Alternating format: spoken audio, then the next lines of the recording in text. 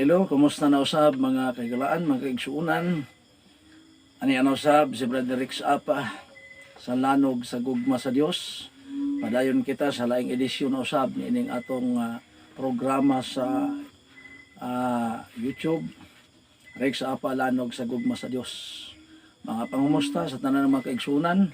Kung diin ka man nahiluna niining maong takna sa pag-view niining maong video, palihog ayo kalimot i-subscribe, i-like o i-share usab mga kaigsuunan.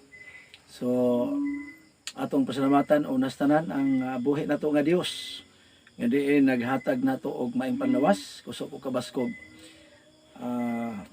Samtang kita nagapadayon sa iyahang ikaduhang pag-anhi adin may atong gilauman. Kung diin ka man karon, mga greetings akong ipaabot diha sa gawas sa nasod. Si Roy Rosiro, daghan kaayong salamat sa mga blessings nga imong gipaabot. Ug ginaot nga di ka magpuol alang sa pag-suporta sa buluhaton sa Ginoo. Sila usab si Brother Joel diha sa Sydney sa Australia. Ako nagapangumusta usab kaninyo. Mahinaot ko nga ang Dios na asa na kamo kanunay sa mga panlawas ug ang Dios nagapanalangin kaninyo. Sa tanan-tanan dili man ako ma-mention ang tanan gyud. Nagpasalamat ko sa mga viewers nining atong channel sa lanog sa gugma sa Dios, Rex Apa. Salamat kaniyong tanan mga kaigsuunan. Nini nga tak na lain na sab nga edisyon nga atong nga susihon kining usa ka importante usab kay nga butang. Nga diin nakapalibog sa daghan. Ani dunay daghan nga akong madunggan nga magahisgot kabahin niini apan dili sigurado ang ilang pakahulugan. So atong tun-an ni mong video mga kaigaraan, mga kaigsuunan, kini inyong ubos nga alagad, ubos nga higala, Brother Rex Apa, dili man tinuod nakahuman sa kurso sa eskwelahan nga mao gibasihan sa daghang mata o gihimong sukdanan. Although ang 9 bersikulo 16 Ecclesiastes nagingon, ang kaalam sa kabos dili patalinghugan. Pero sultihan ta mo nga si Kristo, si Tikinsi, ako gyud ginabalik-balik sa uwan, wala maka-eskwela. Ug si Apostol Pablo, ang iyang gisaligan nga kaalam, dili kaalam sa eskwelahan. Kaya ang kaalam iyang gigamit, wala pa matukod ang kalibutan. Unang Korinto, Kapitulo 2, versikulo 6 ngadto 8. Ang iyang gigamit nga kaalam, ang kaalam sa Dios nga tinago, sa wala pa matukod ang kalibutan. Meaning to say, dili gikan sa eskwelahan, kung dili gikan dinhi sa balaang kasulatan. So karong niini nga mong video, atong hisgutan ang usa ka butang, ang kahulugan ni ining numero sa mananap nga mapintas. Sa simple lang gyud kaayo. Mahinaot ko nga inyo ning tin-aw masabtan. Apan sa dili pa, ato sang iduko atong mga ulo mag-ampo kita alang sa pagpangamuyo sa balang espiritu. Ginoong Dios nining takna nining maong nga video, manghinaot kami nga ang langitong kaalam amo nga maangkon aron masabtan amo ang mga butang uban sa mga viewers. Diin man sila nakapahiluna, ila usab kini nga maabil, mabenepisyuhan usab nila nga makadugang kini sa kahibalo. Kay ikaw na ingon sa Oseas 4:6 ang kakulang kahibalo sa katawhan makapalaglag kanila. Basta salamat sa iyong pag-uban ka ng anining maong video. Sa ngalan Jesus among itugyan ang tanan. Amen. So dinhi sa pinadayag 13 versikulo 18, mao ni ang atong focus nining maong video mga kaigalaan o mga kaigsuunan. Ang mabasa dinhi mao ni ang giingon. 13:18 pinadayag ng ingon. Gikinahanglan niini ang kaalam, ang unang requirements ang kaalam. Ang pangutana yung panila, masteral, doctorate, kaalam ba nga sa eskwelahan? Dili. Sintuon si Jesus sa Salmo, nag-ingon ang Biblia. Ang pagkahadlok ang Hiyuba, mo'y sinugdanan sa kaalam. Unsay ilanan ikaw nahadlok ang Hiyuba? Ecclesiastes 12:13, ang tanang mabutang nadungog na kahadloki ang Dios ug bantay ang iyang masugo kay kini may tibok katungdanan sa tao. Mao ni nga kaalam ang gikinahanglan, kadtong kaalam nga natago sukad sa wala pa matukod ang kalibutan. Padayon na to ingon dinhi, kaniya nga may salabutan, dunay kaalam sa kalibutan pero di kasabot ni ini. Mao ni libing tinuod. Kaalam nga dunay salabutan. Ipakwenta ang numero sa mapintas nga mananap. Kay kini maoy usa ka numero sa tao. Ang uban maingon nga ipangmarkahay pa, pero ang Biblia nagtug-an nga kay kini maoy numero sa tao. Sa ato pa naa na sa tao. Ang uban mo sigig pamalibad kay dili kuno sila gusto ini. Pero ang Biblia nagtug-an numero sa tao. Ang iyang numero unom kagatos og kanuman og unom. Di mo angkon ang tao kay iyahan ni sa mananap mapintas. Yes, iyahaning numero. Nga naman, ang kahulugan ining numero mao ang batasan. Kinaiya. Tanawa, ang unang Timoteo 5 versikulo 15, nagyon si Apostol Pablo, kay aduna nay nagsunod kang Satanas sa wala lamay pagpanghibalo. Una dapat mahibalaan gyud nato ni. Nga kining numero batasan ni Satanas mga igsuon. Kinaiya ni Satanas. Tanawa sab si Kristo sa Lucas 4:16, di ba dunay batasan? Kini nga batasan ang numero nga 666 nga nasunod sa tao kung iyang buhaton ang gibuhat ni Satanas. Ang trabaho ni Satanas, ingon ang pinadayag 2:24, dunay laglom nga mga sekreto nga lisod nato maapas. Sa English ingon nyo dito, deep secret of Satan. Lalom nga sekreto nga di pwedeng tugkaron og mga kaalam lang sa kalibutan o sa eskwelahan. Mao ni nga dili basta-basta. Unsa iyang sekreto? Ang sekreto niya sa iyang batasan nganong mao ni iyang numero atong makita sa Genesis chapter 3, 1 ngadto sa 4. Nasayod ta kung atong basahon ang balahang kasulatan nga ang tao nibagsak sa kamatayon tungod sa pag-ilad ni Satanas sa tao dito sa tanaman sa Eden. O kini ang iyang gihimong hinagiban, iyang sikreto, iyang batasan. Kining numero nga 666 ubos sa otoridad sa Dios. Kay bisag kung saon niya, di siya makaapas sa numero nga iya sa Dios or otoridad sa Dios. Manang ubos ra siya. Karon ang iyang gibuhat, batasan ni niya. Ang Dios miingon kang Adan ug Iba, mukaon mo tanan dinhi. Gawas ining nias taliwala. Kay sa panahon muhikap ug mukaon kamo mamatay gayud kamo. Pero unsay gihimo ni Satanas? Unsay iyang batasan nga makita nato didto sa tanaman sa Eden nga nitabo nga giingon sa pinadayag 12:9, karaan dragon ug serpente. Nganong karaan? Kay didto magsukad ang iyang sikreto sa tanaman sa Eden nga diin ang tao iyang nailad. Nga naman, pag ingon sa Dios nga dili makaon, ang istorya basahan ninyo. Naglantugi ang babay og ang bitin. Og ang bitin nangutana. Tuso nga pagpangutana nga tos babay. Di ay babay nagsulti ang Dios nga dili kamo makakaon tanan dinhi. Tanawa unsa iyang batasan. Iyang gibalit-ad. Kaya man, nag-ingon ang Dios nga makakaon kamo tanan, gawas ining ni astaliwala. Kay sa panahon mo hikap mo kaon mo, mamatay kamo. Unsay gisultis yawa nga maoy nagdala ining batasan or numero sa manap mapintas nga size. Matod pa niya, dili kamo mamatay. Anawa? Pag-ingon sa Dios nga dili mo kaon, iyon po siya pwede mo kaon. Ingon ang Dios mamatay, iyon po siya dili kamo mamatay. Mao ni mga igsoon ang batasan ni Satanas nga wala kayo masabti sa mga tao. Yung pala dili magpamarka, humana, nabagsak na ta. Roma 5:12, ang tanang tao nakasala tungod sa usa ka tao misulod ang sala sa tibuok kalibutan ug ang tanang tao nakasala man ug dunay kamatayon. Mao ni hinungdan. Busa si Kristo gi-revive niya. Doon na po siya batasan. Ug kini nga batasan mao ning gi-counter sa kaaway. Nga naman, pag ingon sa Biblia, ang adlaw igpapahulay mao ang adlaw nga ikapito. Unsay gitudlo sa uban karon? Kanha batasan na. Batasan nga unsa? Iyahang balit aron. 5 versikulo 20 sa Isaias. Alaot kanila nga nagaingon sa hayag nga ngit-ngit og sa pait nga tamis ug ang tamis nga pait. Ang dautan nga maayo. Ang maayo ingnon dautan. Ang dautan ingnon maayo. Nagpasabot nga ang batasan ni Satanas na nagdala sa markas mapintas balitad sa batasan sa Dios. Kay pag ingon sa Dios og dili ipakaon, ang yawa niingon pog ipakaon. Pag ingon sa Dios og mamatay, ang yawa miingon pog dili mamatay. Tanawa, mabantayan nimo ang batasan niya mga kaigsuonan makagalaan balitad.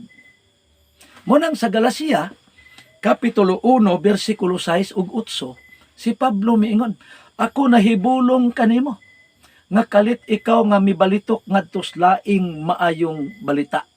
Anawa? Nabaday laing maayong balita. Ang maayong balita mao nga ang tao na bagsak sa kamatayon tungod sa pagsupak sa buton sa Dios kay nailad sa yawa. Dunay maayong balita nga bisan pag nabagsak tas kamatayon, dunay paglaom tungod kay si Kristo gipadala sa langit ng Amahan. Aron mahimo natong pattern. Juan 14:6, ako mangdalan ang kamatuoran ug ang kinabuhi. Sa Roma 5:2 ingon si Pablo, nakabaton kitag agianan balik sa himaya sa Dios tungod kang Kristo. So ang kinaiya ni Kristo dapat nga sundon.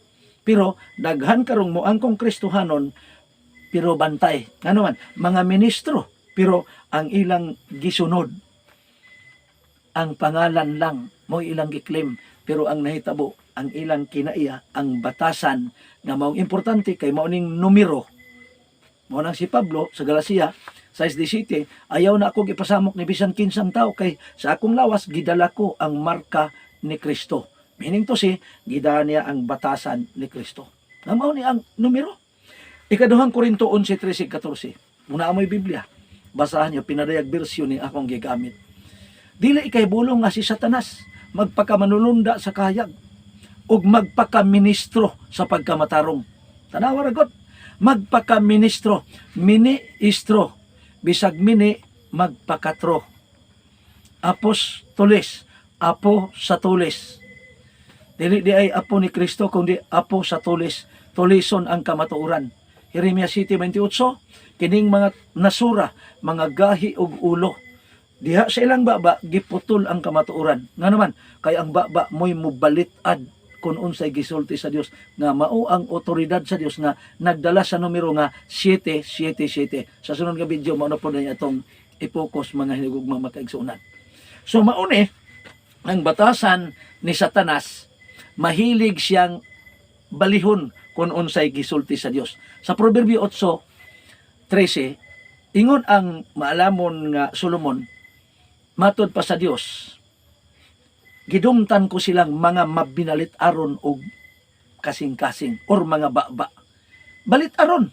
Pag ingon sa Dios nga hugaw, moingon po dayon, limpyo. Maura ni siya batasan, simple ra gyud kayo.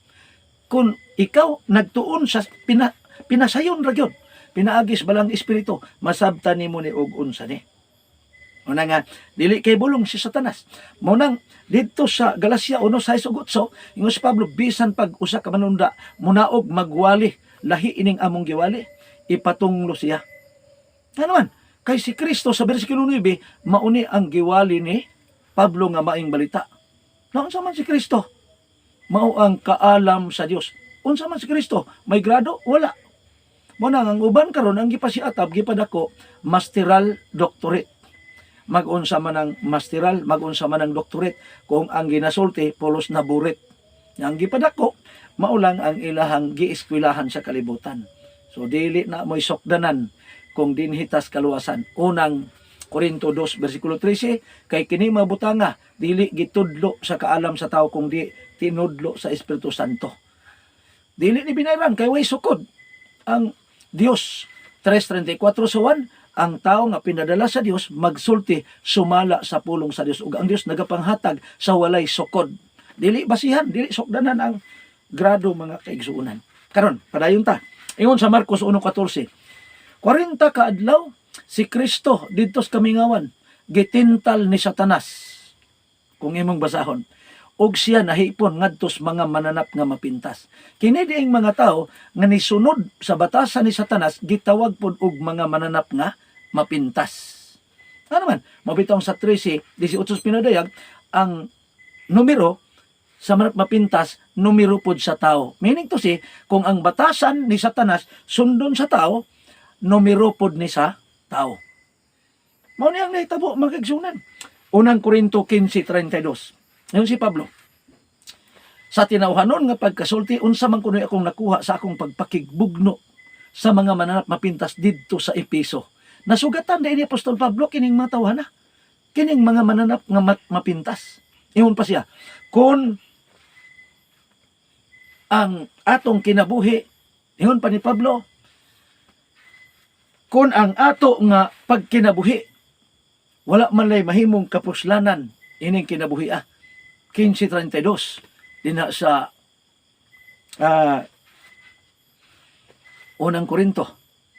Sanan, mangaon og manginom kita kay ugma mga patay na kita. Wala. Kung wala man lang kuno'y kapuslanan, iyang pagpakigbugno, ang bugno man gud nga gisgutan diri makaigalag makaigsuunan. Naghisgot kini sa iyang mensahe. Mo ning bugno nga naman. Kay si Pablo nagwali nga ang mga patay diha sa lubnganan, unang Tesalonica 4:16 ug 17, pagbalik ni Kristo, mga banhaw, unsa man human naman gyud nabagsak na mas kamatayon kay nailad naman sa yawa. Ni Pablo man sa abilidad sa yawa, nibagsak na. Busa si Pablo nagwalis paglaom. Iyon pa niya, ang nangamatay diha kang Kristo muna pagpamangon.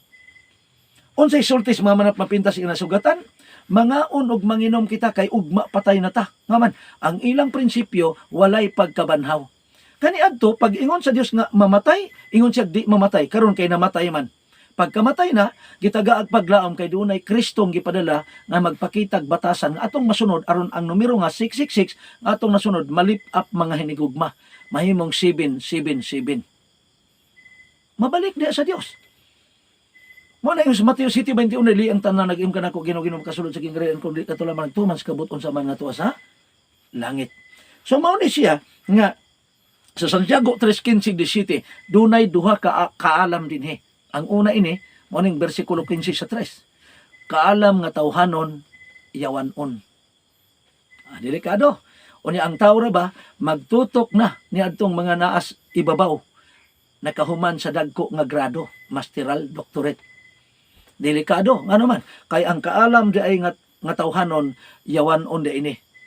Bantay-bantay ta. Mo nang iskan gid nato bisag kinsa pa na siyang mosulti unya ang iyang gisulti di na mao. Galacia 5:10 ingon si Pablo bisag kinsa pa na siya.